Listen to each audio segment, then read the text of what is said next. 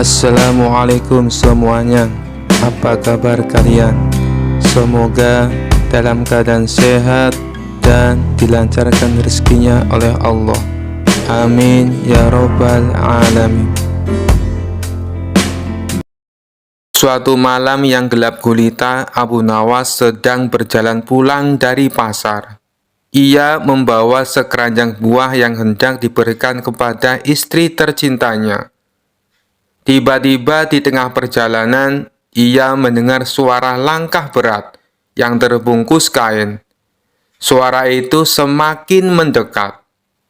Abu Nawas berhenti dan menoleh ke arah suara tersebut. Alangkah terkejutnya ia ketika melihat sosok pocong melompat-lompat dengan kikuk mendekatinya. Pocong itu berhenti tepat di depan Abu Nawas dan berkata dengan suara serak, "Abu Nawas, kau tidak takut padaku?" Abu Nawas dengan tenang memandangi pocong itu dari ujung kaki hingga kepala. Lalu tersenyum. "Kenapa aku harus takut? Kau bahkan tidak bisa berjalan dengan benar. Lompatanmu seperti kambing yang terjebak di lumpur." Pocong merasa tersinggung. "Hei, jangan menghina. Ini kan karena tali kafanku belum dilepas. Kalau saja sudah lepas, aku bisa berjalan seperti manusia normal." Abu Nawas tertawa terbahak-bahak. "Jadi kau ini hantu yang belum sempurna karena terikat tali kafan. Kasihan sekali. Bagaimana kalau aku bantu melepaskannya?" Pocong terdiam sebentar, lalu mengangguk penuh harap. "Tolonglah aku, Abu Nawas. Sejak jadi pocong, aku tidak bisa minta tolong pada siapapun.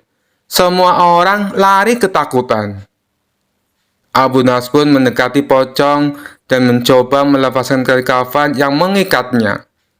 Setelah beberapa percobaan, akhirnya tali itu terlepas, dan si pocong merasa bebas. "Terima kasih, Abu Nawas. Sekarang aku bisa berjalan seperti manusia lagi," katanya dengan penuh semangat. Namun alih-alih berjalan dengan anggun, pocong itu malah terjatuh. Kain kafan yang panjang membuatnya tersandung sendiri dan terjerembab ke dalam tanah. Abu Nawas tertawa lagi. "Sepertinya meski sudah lepas talinya, kau tetap belum ahli dalam berjalan. Mungkin kau perlu les privat jalan lebih dahulu." Pocong yang malang pun akhirnya bangkit dengan malu. Sementara Abu Nawas terus tertawa sepanjang jalan pulangnya. Kisah selanjutnya. Dikisahkan suatu ketika di kota tempat tinggal Abu Nawas dihebohkan adanya tabib baru yang mengaku sakti. Dia sesumbar bisa mengobati penyakit apa saja. Walhasil rumahnya didatangi ratusan pasien. Padahal tabib tersebut hanyalah seorang penipu. Ia menggunakan keahlian sulapnya untuk menipu warga. Hal inilah yang membuat warga makin percaya pada kesaktian palsu sang tabib tersebut. Ada juga pasien yang tidak kunjung sembuh.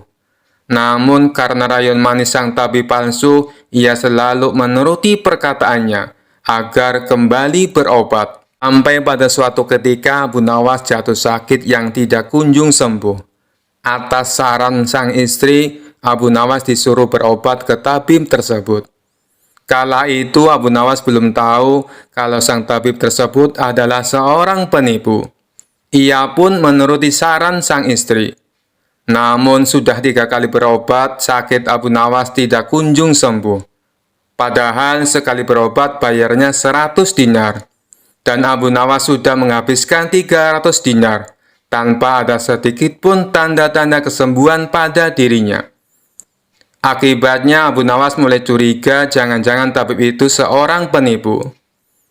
Seiring berjalannya waktu, Abu Nawas pun sudah sehat seperti sedia kala.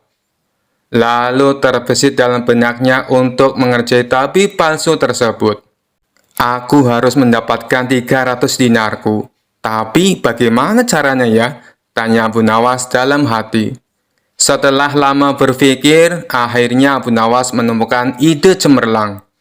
Keesok harinya, dia membuka praktek pengobatan di depan rumahnya. Lengkap dipasang papan yang bertuliskan, sembuh bayar 100 dinar, kalau tidak sembuh, uang kembali 1000 dinar. Para pasien yang rencananya berobat ke tabib palsu mendadak memilih datang ke rumah Abu Nawas.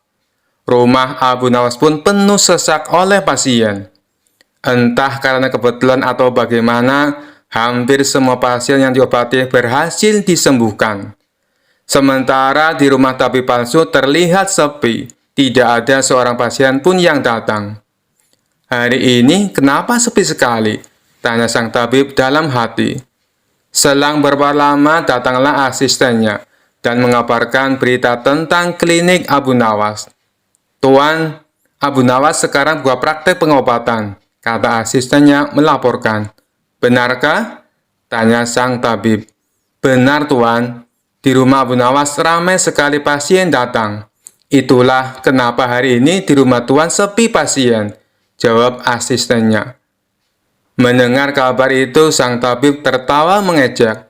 Memangnya Abu Nawas sakti, menyembuhkan dirinya saja tidak bisa, balas sang tabib dengan terus tertawa. Bukan masalah sakti atau tidaknya, Tuan.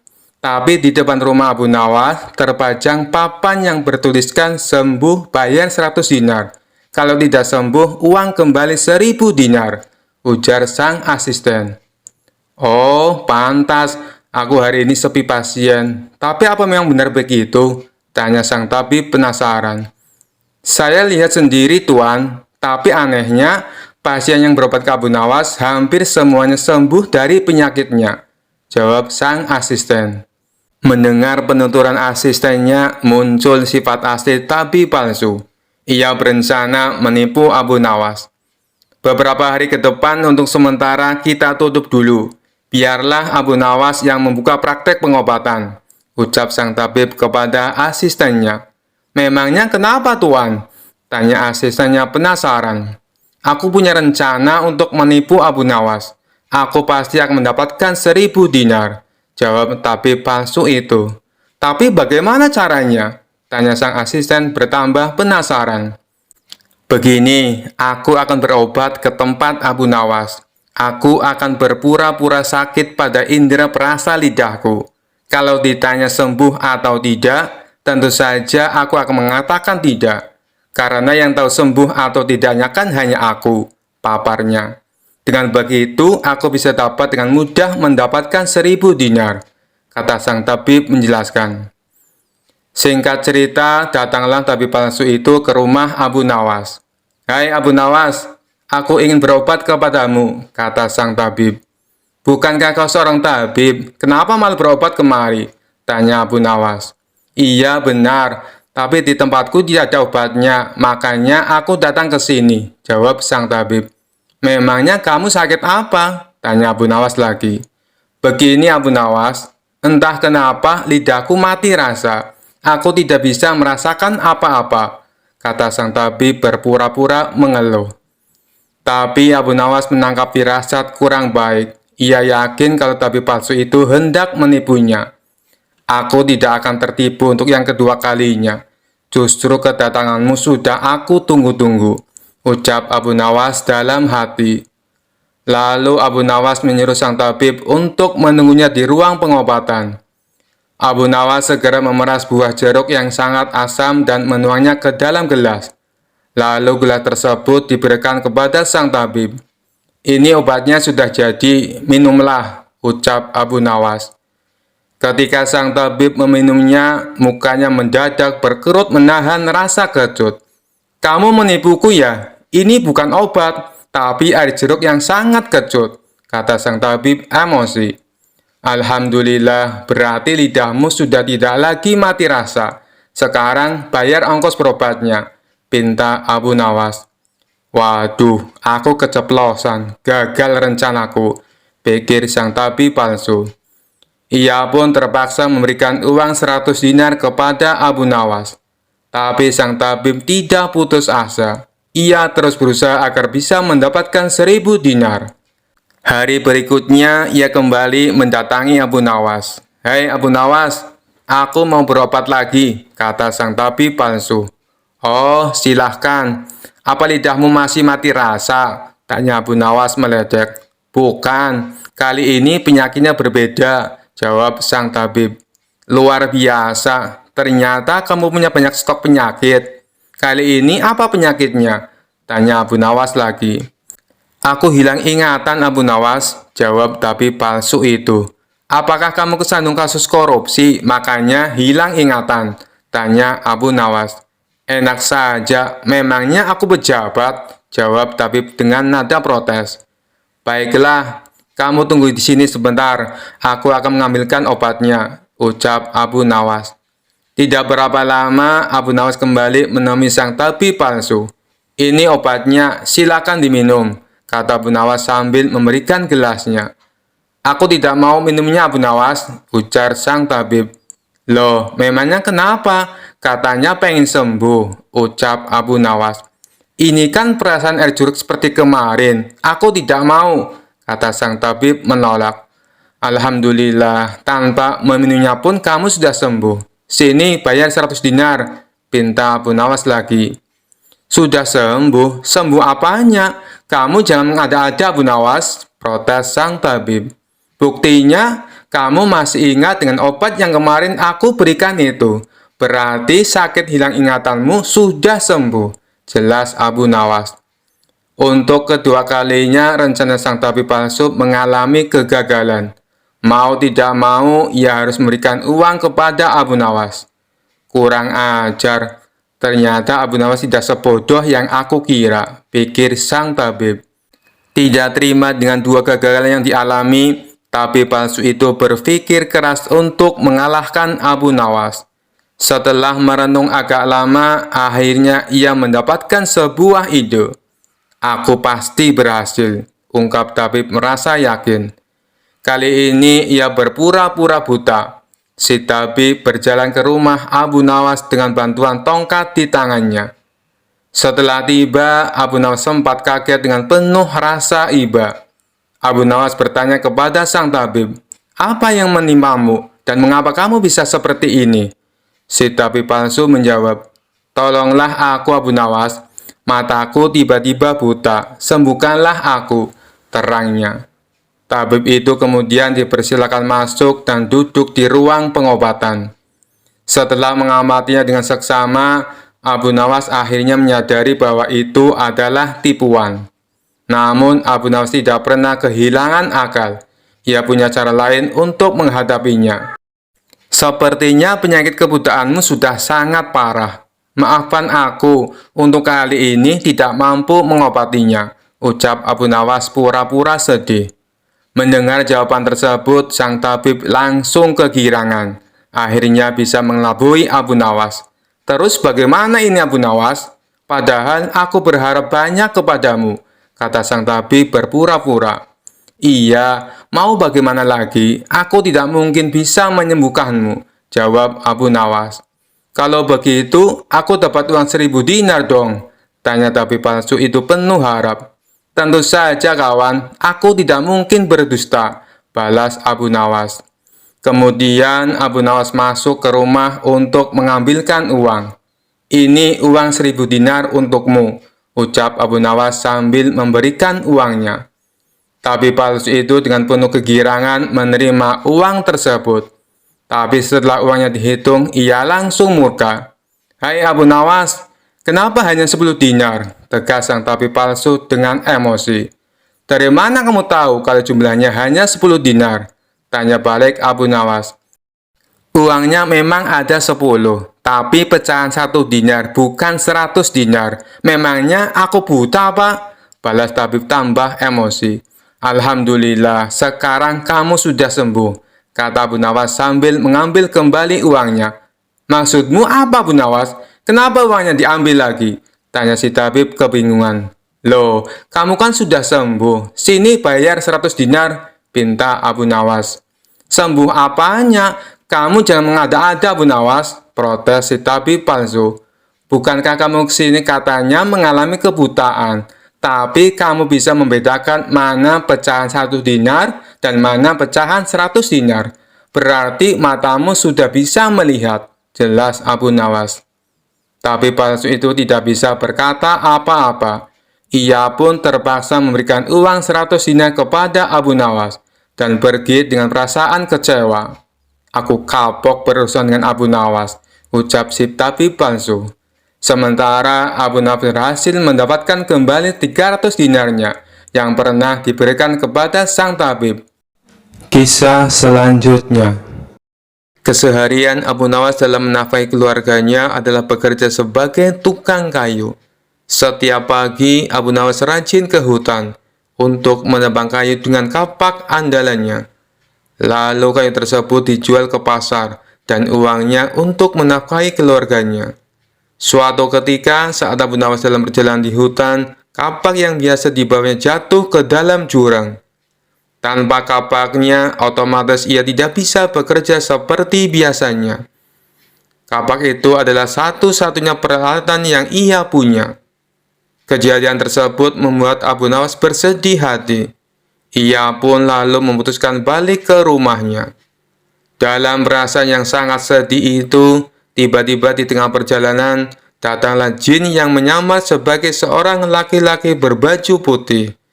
Jin itu datang dan menggoda Abu Nawas yang kondisinya sedang tidak stabil.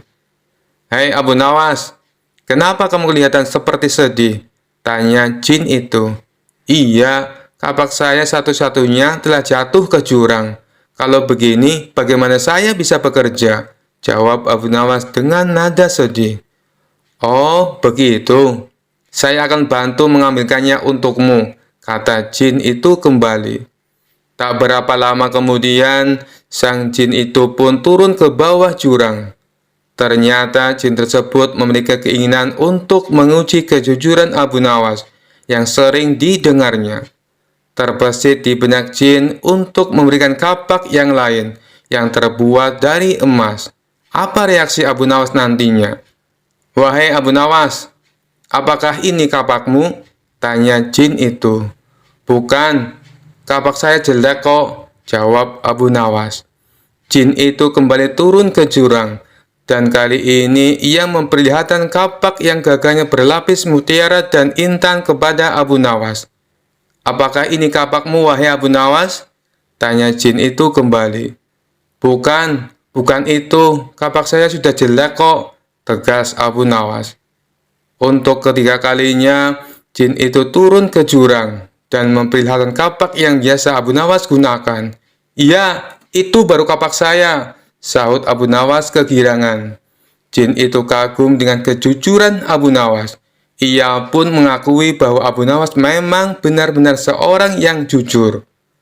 Lalu jin itu berkata kepada Abu Nawas, "Hai Abu Nawas, seandainya kamu mengaku kalau kapak emas adalah milikmu, tentu saya akan memberikannya padamu. Meskipun saya tahu kamu berbohong. Akan tetapi kamu malah berkata jujur apa adanya," ucap sang jin. Abu Nawas menjawab, "Saya adalah orang yang selalu bersyukur dengan apa yang saya punya. Dan saya tidak mau mengambil sesuatu yang bukan hak saya. Bagiku, kapak jelek itu adalah rezeki yang luar biasa. Karena dengan kapak itulah aku bisa bekerja secara halal dan mendapatkan kayu untuk aku jual," ucap Abu Nawas. "Rasa syukur?" tanya jin itu dengan heran. "Ya, karena rasa syukur itulah yang membuat aku tidak mau mengambil barang yang bukan hak saya dan membuatku senantiasa selalu bersikap jujur," tegas Abu Nawas dengan tersenyum. Jin itu kembali berkata kepada Abu Nawas, "Karena kejujuran dan rasa syukurmu itu, wahai Abu Nawas, maka ketika kapak ini aku berikan kepadamu," ucap sang jin. Kemudian jin itu pergi meninggalkan Abu Nawas. Sementara Abu Nawas membawa pulang dengan 3 kapak.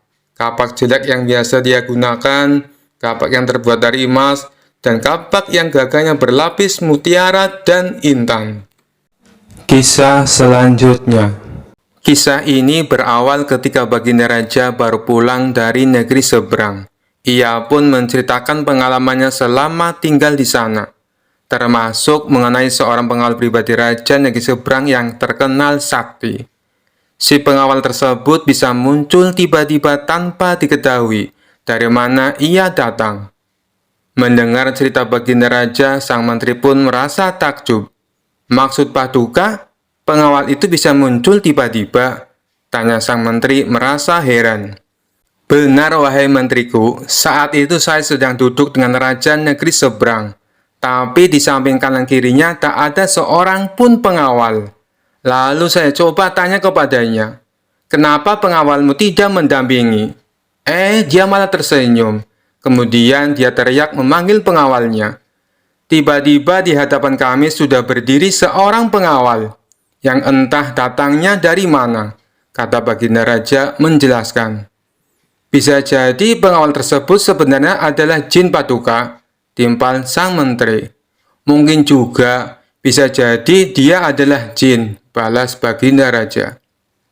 Setelah mendengar cerita tersebut, sang menteri muncul ide akan sebuah tantangan. Kemudian ia mengungkapkan idenya tersebut kepada baginda raja.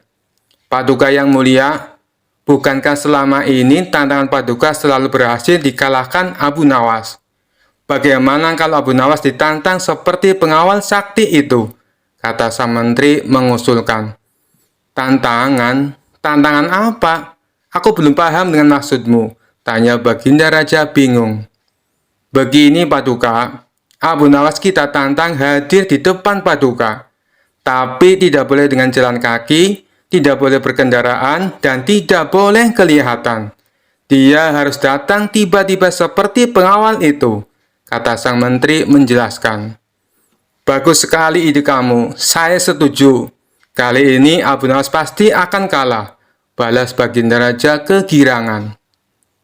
Tanpa membuang-buang waktu, baginda raja langsung memerintahkan beberapa pengawal untuk memanggil Abu Nawas. Singkat cerita, datanglah Abu Nawas menghadap baginda raja. Wahai Abu Nawas, apakah kamu masih berani menerima tantanganku? Tanya baginda raja. Tentu saja saya berani Paduka. Tapi saya perlu tahu apa nilainya kalau saya berhasil, kata Abu Nawas balik bertanya. Karena tantangan ini sangat sulit dan mustahil, hadiahnya akan aku tambah menjadi 1000 dinar. Tapi bila kamu gagal, sebagai hukumannya, kamu harus memandikan kuda-kuda istana selama sebulan. Dan semua hadiah yang selama ini aku berikan harus kamu kembalikan. Karena hadiah tersebut akan aku serahkan kepada menteriku. Sebab dialah yang punya ide tantangan ini. Apa kamu bersedia? Tanya baginda raja kembali. Mendengar hadiah yang begitu besar, spontan Abu Nawas langsung tergiur. Baik Paduka yang mulia, saya sangat bersedia, sahut Abu Nawas dengan muka berseri-seri. Kemudian baginda raja memberitahu tantangan yang akan ia berikan. Besok kamu harus ada di sini persis seperti sekarang ini, berdiri tepat di hadapanku. Tapi ada syaratnya. Kamu ke sini tidak boleh berjalan kaki, tidak boleh naik kendaraan, dan tidak boleh terlihat oleh siapapun. Pokoknya tahu-tahu kamu sudah ada di sini, jelas baginda raja. Seketika jantung Abu Nawas langsung berdebar kencang mendengar tantangan tersebut. Ini tantangan yang mustahil. Mana mungkin aku bisa melakukannya, pikir Abu Nawas. Di tengah kebingungan Abu Nawas, baginda raja kembali berkata, kalau kamu membatalkan tantangan ini, itu saja kamu mengaku kalah. Dan itu berarti kamu harus menjalani hukuman dan menyerahkan semua hadiahmu kepada menteriku. Sementara sang menteri merasa puas dengan ide tantangan yang dimilikinya. Mampus kau Abu Nawas, kau akan menderita selama sebulan, ucap sang menteri dalam hati. Nasi sudah menjadi bubur, Abu Nawas tak mungkin membatalkan tantangan tersebut. Ia pun lalu mohon diri kepada baginda raja untuk pamit pulang ke rumahnya. Setibanya di rumah, Abu Nawas duduk di teras rumah sambil memutar otaknya. Ia terus memikirkan cara agar terlepas dari hukuman. Namun sampai waktu menjelang sore, ia tak juga menemukan solusinya. Hampir saja Abu Nawas dibuat stres karena akal cerdiknya menemukan jalan buntu. Saat ia tengah termenung, salah seorang tetangganya lewat di depan rumah Abu Nawas dengan memanggul karung yang besar. Iseng-iseng Abu Nawas bertanya kepadanya, "Wahai kawan, apa yang kau bawa itu?" Tetangganya menjawab, "Kambing Abu Nawas." "Kambing? Kenapa tidak dituntun saja? Itu akan meringankan pekerjaanmu," kata Abu Nawas menyarankan. "Saya sengaja Abu Nawas, biar orang-orang tidak tahu," balas tetangganya. Dari situlah akhirnya Abu Nawas menemukan solusi atas tantangan Baginda Raja. Kemudian Abu Nawas pergi menemui menteri yang punya ide tantangan tersebut. "Tuan Menteri, sepertinya besok saya akan dihukum. Tapi bolehkah saya minta tolong?" pinta Abu Nawas. "Minta tolong apa?" tanya sang menteri. "Besok ambillah karung yang ada di rumahku dan bawalah ke hadapan Baginda Raja," ucap Abu Nawas. "Apa isi karung itu?" tanya sang menteri kembali. "Isinya semua hadiah dari Baginda Raja. Selama ini aku kumpulkan di dalam karung tersebut. Bukankah nantinya juga akan jadi milikmu?" ujar Abu Nawas. "Oh, baiklah Abu Nawas, saya siap," balas sang menteri. Esok paginya sang menteri menuju rumah Abu Nawas. Sesampainya di sana, ia hanya menjumpai istrinya. "Mana Abu Nawas?" tanya sang menteri. "Abu Nawas sudah berangkat ke istana," jawab istri Abu Nawas. Kemudian istri Abu Nawas menunjukkan karung yang akan dibawa oleh Tuan Menteri. Dengan hati gembira, sang menteri memanggulkan tersebut sampai ke istana. Meskipun terik matahari sangat panas tak membuat sang menteri merasa letih, karena rasa letihnya terobati dengan hadiah yang akan ia dapatkan. Setelah sang menteri tiba di istana, ia pun segera menghadap Baginda Raja. "Apa yang kau bawa itu? Dan mana Abu Nawas?" tanya Baginda Raja. "Bukannya Abu Nawas sudah ke sini?" kata istrinya. "Ia sudah berangkat dari pagi Paduka. Dan karung ini adalah semua hadiah yang Abu Nawas kumpulkan," jawab sang menteri. "Mana? Sampai saat ini Abu Nawas belum kelihatan." "Ya, sudahlah, kita tunggu saja. Sekarang buka ikatan tali karung itu. Aku ingin melihat isinya." Sang menteri pun langsung membuka ikatan tali karung tersebut. Ketika karung itu terbuka, tiba-tiba muncul Abu Nawas dari dalam karung. "Hamba sudah di sini Paduka, seperti yang Paduka inginkan. Tidak berjalan kaki, tidak berkendaraan, dan tidak diketahui oleh siapapun," ucap Abu Nawas. Sontak Baginda Raja dan sang menteri terkejut dibuatnya. Baginda Raja pun langsung tertawa terpinggal-pinggal dengan tingkah Abu Nawas ini. "Kamu memang cerdik Abu Nawas," puji Baginda Raja sambil terus tertawa. Sementara sang menteri yang punya ide tantangan ini malah mendapatkan sial. Ia bukan hanya gagal mendapatkan hadiah, tapi tanpa ia sadari, ia malah membantu Abu Nawas dalam menjalankan tantangannya. Kisah selanjutnya.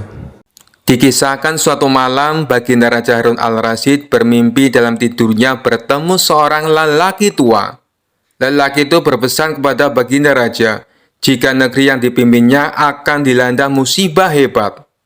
Oleh karena itu, agar dapat menghindari bencana tersebut, ia harus mengusir seorang penduduk negerinya yang bernama Abu Nawas.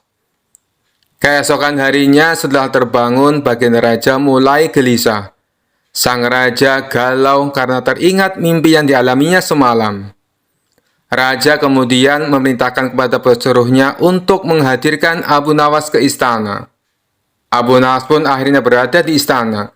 Baginda Raja kemudian berkata kepada Abu Nawas, "Hai Abu Nawas, semalam aku bermimpi. Mimpi tersebut sangat aneh. Dan aku merasakan jika mimpi itu adalah suatu pertanda buruk bagi negeriku. Dalam mimpiku, aku bertemu seorang laki-laki tua yang memakai pakaian serba putih. Ia mengatakan kepadaku, jika negeri ini akan ditimpa bencana yang sangat besar. Agar musibah itu tidak terjadi, ia berpesan agar aku mengusir seorang rakyatku dari negeri ini yang bernama Abu Nawas."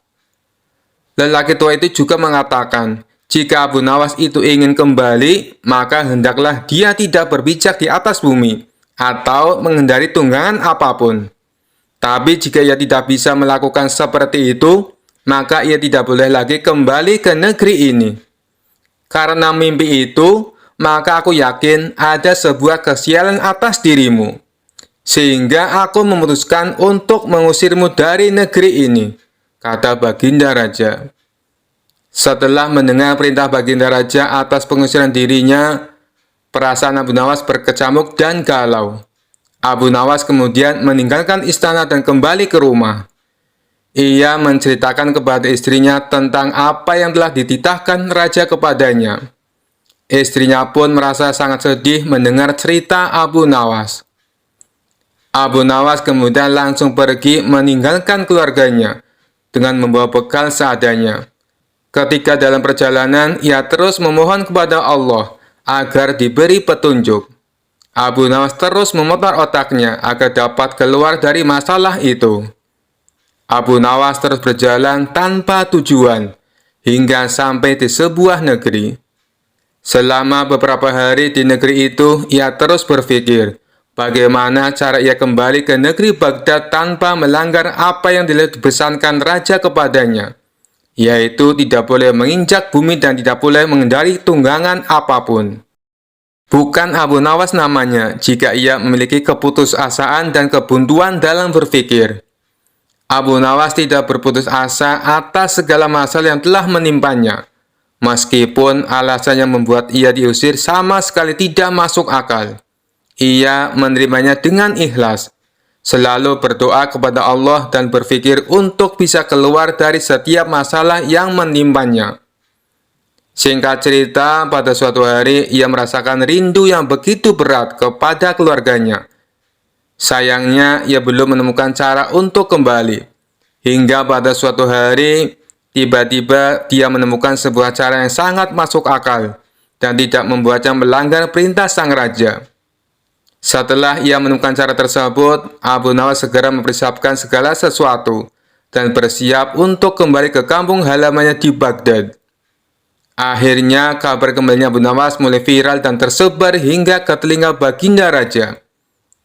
Kepulangan Abu Nawas disambut gembira oleh beberapa warga karena kecintaan mereka kepada Abu Nawas. Baginda Raja pun ikut senang, akan tetapi kali ini dalam suasana yang berbeda. Jika rakyat merasa senang karena mereka menyukai Abu Nawas, Baginda Raja senang karena kali ini ia dapat leluasa memberi hukuman kepada Abu Nawas. Baginda Raja berpikir Abu Nawas akan mustahil dapat kembali tanpa berpijak pada bumi atau menunggangi sesuatu. Hingga akhirnya tibalah Abu Nawas di istana dan menghadap Baginda Raja. Kehadirannya di istana membuat Baginda Raja dibuat kaget, lantaran melihat Abu Nawas bergelantungan mengikat dirinya di bawah seekor keledai. Kemudian Abu Nawas berkata kepada Baginda Raja, "Wahai Baginda Raja, bukankah engkau telah mengusirku dari negeri ini dan melarangku kembali dengan berjalan memijak bumi dan tidak boleh menunggang apapun? Oleh sebab itu, aku telah kembali dengan tidak memijak pada bumi dan tidak pula menunggang apapun, kecuali aku bergelantungan di bawah perut keledai." Melihat kedatangan Abu Nawas dan alasan yang diberikannya membuat Baginda Raja merasa masuk akal dan sangat memuaskan. Akhirnya Abu Nawas bisa kembali ke rumah bersama keluarganya tanpa mendapat hukuman dari Baginda Raja. Kisah selanjutnya. Dikisahkan ada seorang bernama Ilham Alimuddin. Dia dulunya merupakan jenderal perang yang sangat terkenal, ahli siasat perang, jago negosiasi, dan juga kaya raya. Tapi karir berperangnya terhenti setelah mengalami kelumpuhan saat memimpin perang melawan Bizantium. Tidak berselang lama, anak istrinya juga ikut terbunuh. Ia pun akhirnya memilih untuk pensiun menjadi tentara. Sang jenderal ini hidup sendirian dengan kekayaannya yang berlimpah. Meskipun sudah tua dan menderita kelumpuhan, naluri menantang orang masih melekat dalam diri sang jenderal. Tapi kali ini bukan menantang adu kekuatan fisik, melainkan adu kekuatan pikiran. Tampaknya ia bukan hanya ingin dikenal sebagai jenderal perang, tetapi ia juga ingin dikenal sebagai tokoh paling cerdik dan pandai di kota Baghdad.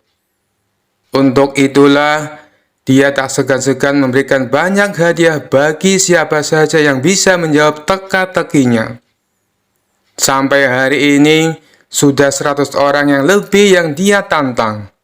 Namun tak satu pun dari mereka yang berhasil mengalahkannya. Total pertanyaan yang diajukan jenderal ada 3. Tapi yang unik dari permainan ini, apabila berhasil menjawab soal pertama dan kedua, tetapi gagal menjawab pertanyaan yang ketiga, maka semua hadiahnya menjadi gugur. Hal inilah yang membuat orang-orang kesal dengan sang jenderal. "Aku kesal dengan sang jenderal yang lumpuh itu," kata seseorang kepada kawannya. "Pertanyaan pertama dan kedua berhasil aku jawab dengan benar. Tapi pas pertanyaan ketiga, dia tanya, siapakah malaikat yang menyiksa manusia? Langsung saja aku jawab malaikat Malik. Dia bilang jawabanku itu katanya salah." "Loh, bukannya jawabanmu itu benar?" tanya kawannya heran. "Ah, kamu juga salah. Aku kira kamu pintar. Yang benar itu malaikat Zabaniyah. Malaikat-malaikat hanya penjaga neraka," timpal orang tersebut kepada kawannya. Suatu hari, datanglah seorang pemuda ke rumah sang jenderal. Pemuda ini sangat terkenal pandai dan cerdik di kotanya. Ia menerima tantangan sang jenderal untuk menjawab teka-tekinya. Namun, seperti tamu-tamu yang lainnya, pemuda itu gagal mengalahkan sang jenderal. Karena kesal dan kecewa, pemuda itu pun berkata, "Wahai jenderal, apakah Tuan berani menantang Abu Nawas?" "Wah, ide bagus itu. Sampaikan kepada Abu Nawas, saya menantang dia." Maka pergilah pemuda itu ke rumah Abu Nawas dan menyampaikan tantangan debat dari sang jenderal. Sementara sang jenderal menyiapkan materi yang lain dari biasanya. Bisa dibilang kali ini teka-tekinya sangat sulit dipecahkan. Itu karena mengingat reputasi Abu Nawas adalah pujangga yang cerdik dan mempunyai 1001 akal. Oleh karenanya, sang jenderal sangat berhati-hati dan tidak sembarangan dalam membuat pertanyaan. Esok harinya, datanglah Abu Nawas ke rumah sang jenderal. "Silakan masuk Abu Nawas," sambut sang jenderal kepada Abu Nawas. Ternyata sang jenderal telah menyiapkan hidangan untuk tamu istimewanya itu. Setelah selesai makan dan minum, sang jenderal tanpa basa-basi mengutarakan niatnya. "Begini Abu Nawas, saya ada 3 pertanyaan untuk kamu. Kalau kamu bisa menjawabnya, dan ini khusus untuk kamu, hadiahnya akan saya tambah 2 kali lipat. Bukan 100.000 dirham, tetapi 200.000 dirham." Abu Nawas langsung terperanjat dengan hadiah yang ditawarkan oleh sang jenderal. "Namun ada syaratnya Abu Nawas. Kalau kamu tidak bisa menjawab semua pertanyaanku, sebagai hukumannya kamu harus berpidato di depan umum. Kalau aku adalah orang yang paling pintar di kota Baghdad," ucap sang jenderal kepada Abu Nawas.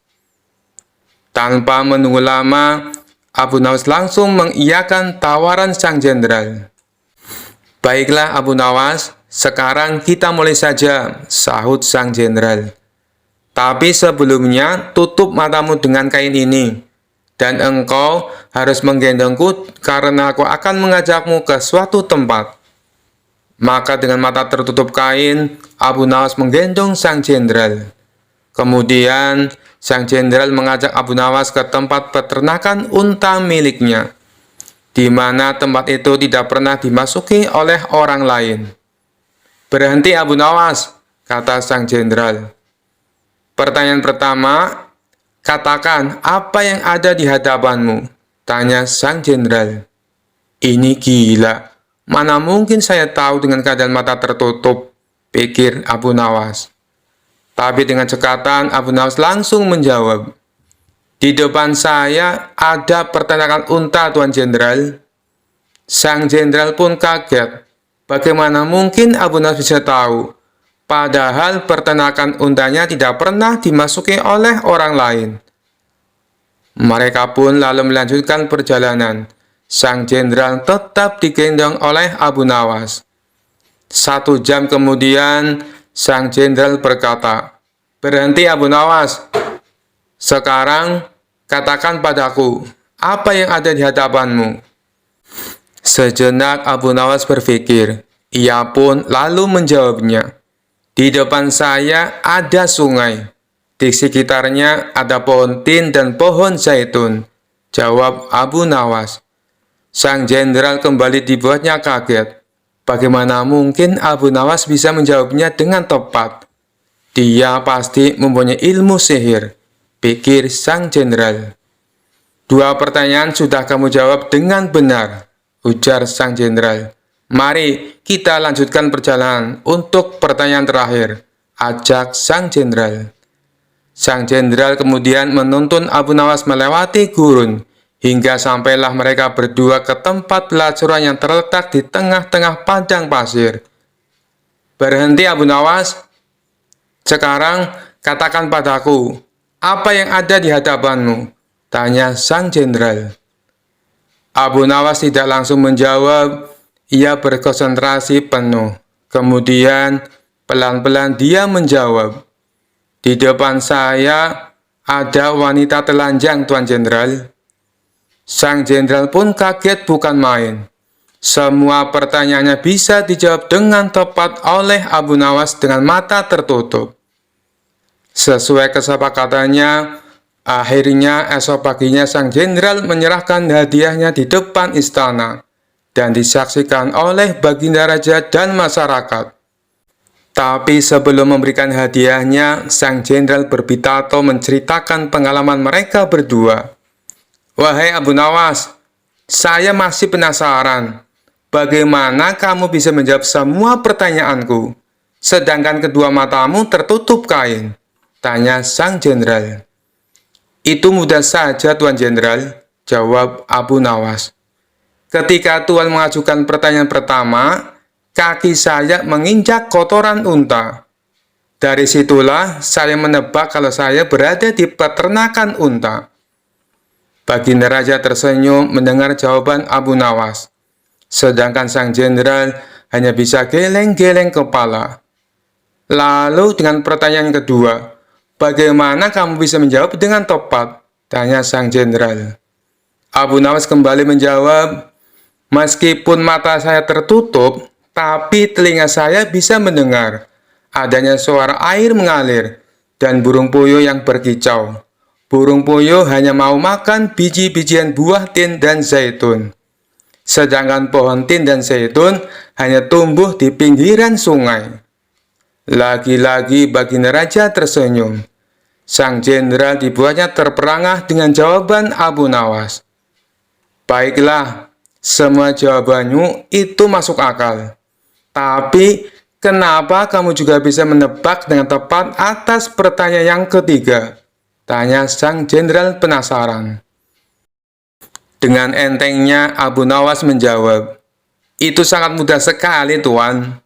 Saat Tuan menyuruh saya berhenti, tiba-tiba saja saya merasakan ular Tuan bergerak-gerak di punggung saya." "Nut-nutan, Tuan Jenderal," jawab Abu Nawas sambil menahan tawa. "Dari situlah saya bisa mengetahui kalau di depan saya ada wanita telanjang." Spontan saja Baginda Raja ikut tertawa terpingkal-pingkal mendengarnya. Sedangkan sang jenderal hanya bisa tersenyum kecut menahan rasa malu. Kisah selanjutnya. Dikisahkan suatu malam Baginda Raja Harun al-Rasyid bermimpi dalam tidurnya bertemu seorang lelaki tua. Lelaki itu berpesan kepada Baginda Raja jika negeri yang dipimpinnya akan dilanda musibah hebat. Oleh karena itu, agar dapat menghindari bencana tersebut, ia harus mengusir seorang penduduk negerinya yang bernama Abu Nawas. Keesokan harinya setelah terbangun, baginda raja mulai gelisah. Sang raja galau karena teringat mimpi yang dialaminya semalam. Raja kemudian memerintahkan kepada pesuruhnya untuk menghadirkan Abu Nawas ke istana. Abu Nawas pun akhirnya berada di istana. Baginda raja kemudian berkata kepada Abu Nawas, "Hai Abu Nawas, semalam aku bermimpi. Mimpi tersebut sangat aneh. Dan aku merasakan jika mimpi itu adalah suatu pertanda buruk bagi negeriku. Dalam mimpiku, aku bertemu seorang laki-laki tua yang memakai pakaian serba putih. Ia mengatakan kepadaku, jika negeri ini akan ditimpa bencana yang sangat besar. Agar musibah itu tidak terjadi, ia berpesan agar aku mengusir seorang rakyatku dari negeri ini yang bernama Abu Nawas. Lelaki tua itu juga mengatakan, jika Abu Nawas itu ingin kembali, maka hendaklah dia tidak berpijak di atas bumi atau menghindari tunggangan apapun.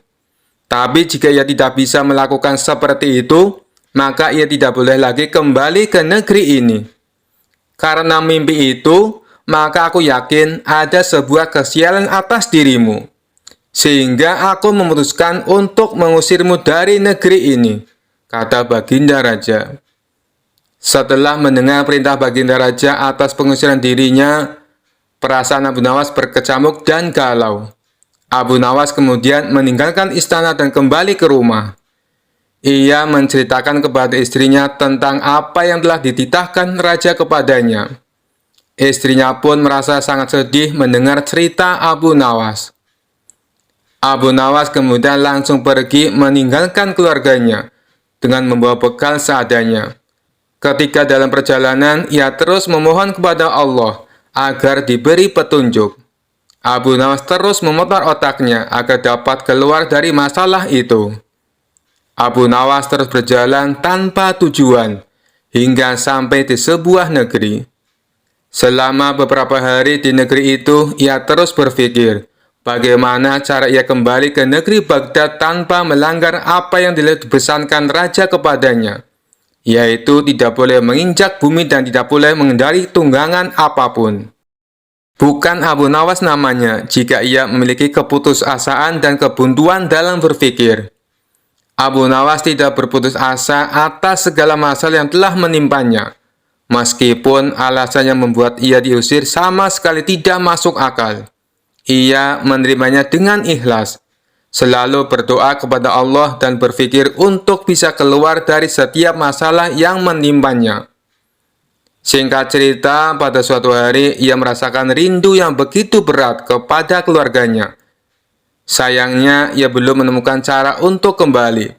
Hingga pada suatu hari, tiba-tiba dia menemukan sebuah cara yang sangat masuk akal dan tidak membuatnya melanggar perintah sang raja. Setelah ia menemukan cara tersebut, Abu Nawas segera mempersiapkan segala sesuatu dan bersiap untuk kembali ke kampung halamannya di Baghdad. Akhirnya, kabar kembalinya Abu Nawas mulai viral dan tersebar hingga ke telinga baginda raja. Kepulangan Abu Nawas disambut gembira oleh beberapa warga karena kecintaan mereka kepada Abu Nawas. Baginda raja pun ikut senang, akan tetapi kali ini dalam suasana yang berbeda. Jika rakyat merasa senang karena mereka menyukai Abu Nawas, baginda raja senang karena kali ini ia dapat leluasa memberi hukuman kepada Abu Nawas. Baginda raja berpikir Abu Nawas akan mustahil dapat kembali tanpa berpijak pada bumi atau menunggangi sesuatu. Hingga akhirnya tibalah Abu Nawas di istana dan menghadap baginda raja. Kehadirannya di istana membuat baginda raja dibuat kaget, lantaran melihat Abu Nawas bergelantungan mengikat dirinya di bawah seekor keledai. Kemudian Abu Nawas berkata kepada baginda raja, "Wahai baginda raja, bukankah engkau telah mengusirku dari negeri ini dan melarangku kembali dengan berjalan memijak bumi dan tidak boleh menunggang apapun? Oleh sebab itu, aku telah kembali dengan tidak memijak pada bumi dan tidak pula menunggang apapun, kecuali aku bergelantungan di bawah perut keledai." Melihat kedatangan Abu Nawas dan alasan yang diberikannya membuat baginda raja merasa masuk akal dan sangat memuaskan. Akhirnya Abu Nawas bisa kembali ke rumah bersama keluarganya tanpa mendapat hukuman dari Baginda Raja. Kisah selanjutnya diceritakan ada seorang musafir datang ke istana menemui Baginda Raja.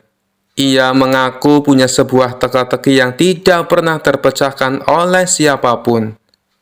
Baginda Raja yang memang suka dengan permainan tersebut meminta si musafir untuk menunjukkan teka-tekinya. "Apakah teka-tekimu berupa pertanyaan?" tanya Baginda Raja. "Bukan, Paduka Yang Mulia," jawab si musafir. "Baiklah, coba tunjukkan padaku. Barangkali aku bisa menebaknya," balas Baginda Raja. Kemudian si musafir membuat garis lingkaran dengan menggunakan tongkatnya. "Silahkan, Paduka," jawab si musafir. "Apa yang harus aku jawab? Bukankah itu hanya sebuah lingkaran?" tanya Baginda Raja bingung. "Jawabannya bukan dengan kata-kata, Paduka.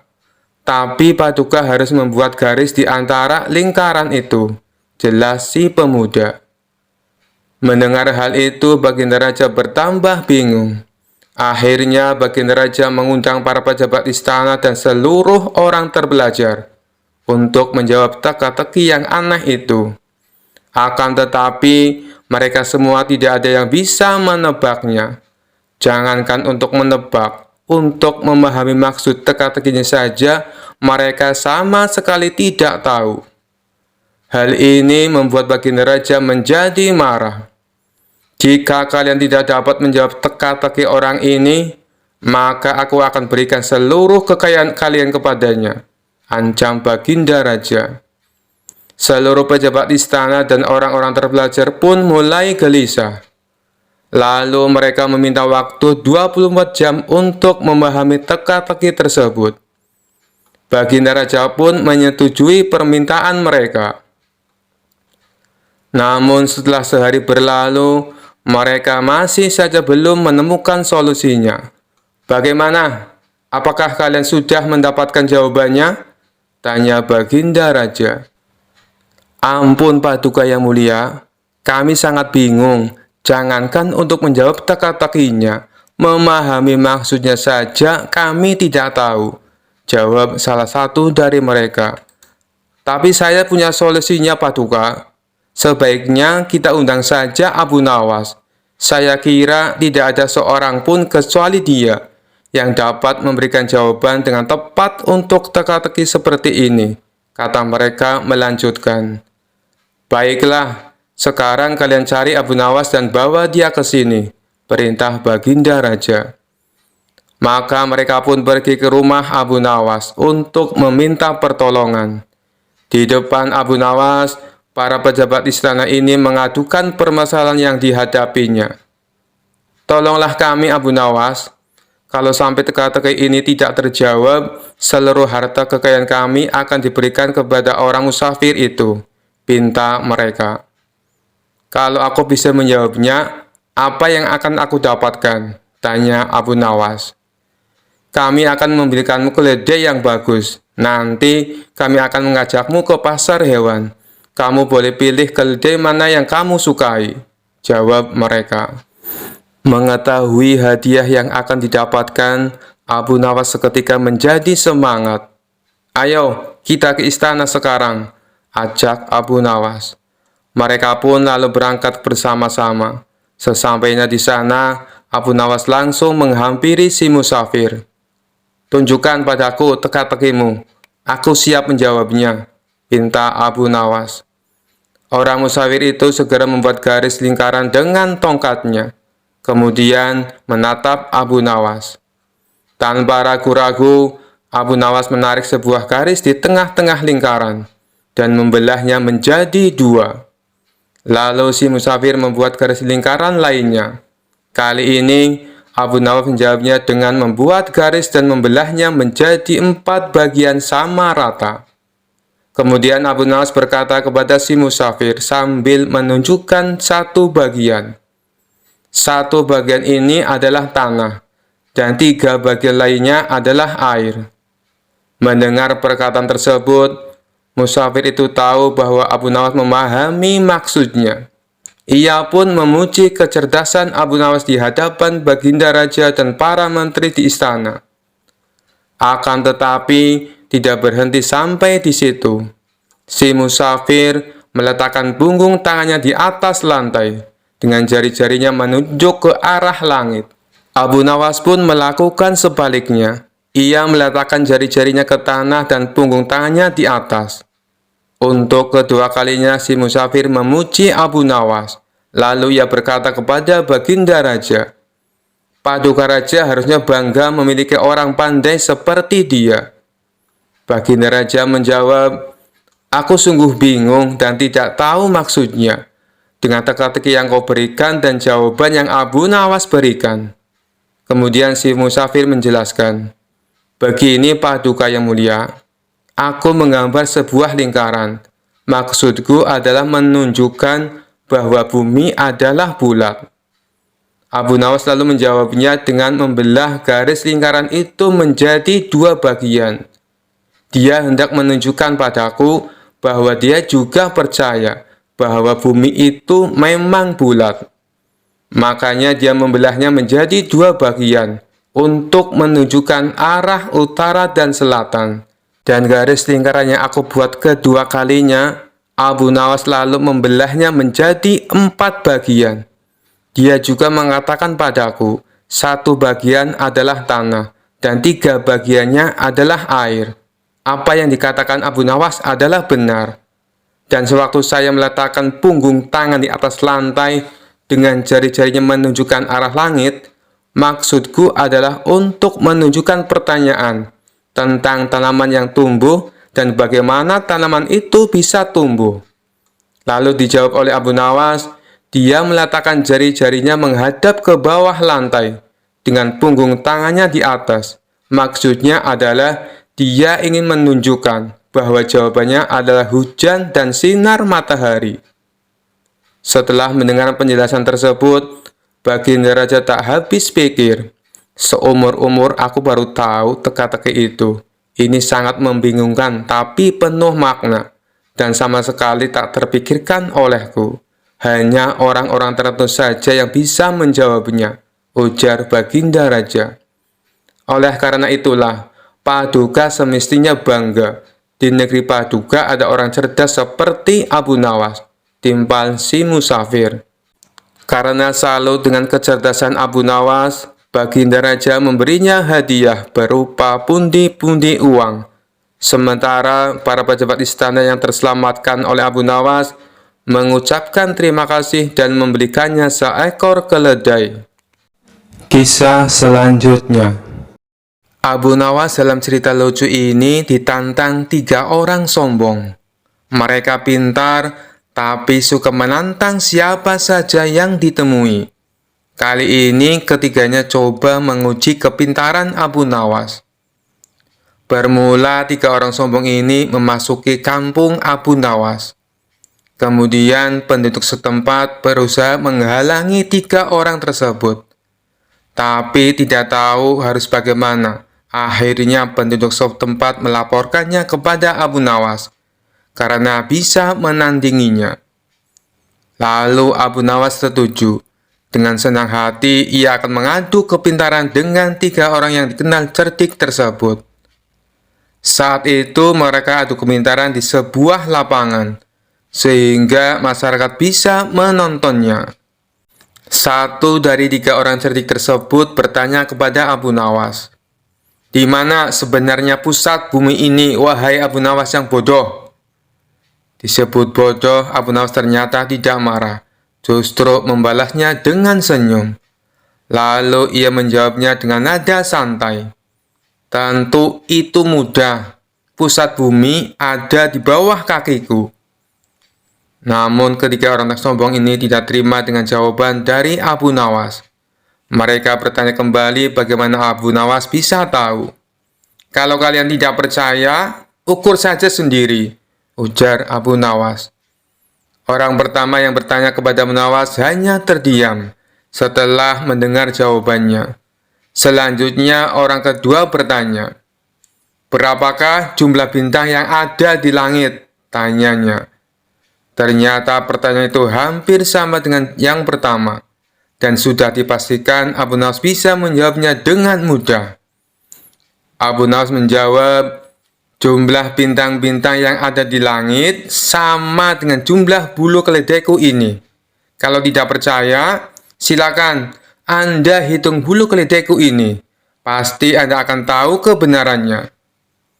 Kesal mendengar jawaban Abu Nawas, orang ketiga dari kawanan itu lalu mengajukan pertanyaan kepada Abu Nawas. Anda tahu bulu keledai? Coba berapa jumlah bulu yang ada di keledai itu? Tanya orang ketiga tersebut. Abu Nawas hanya tertawa meledek.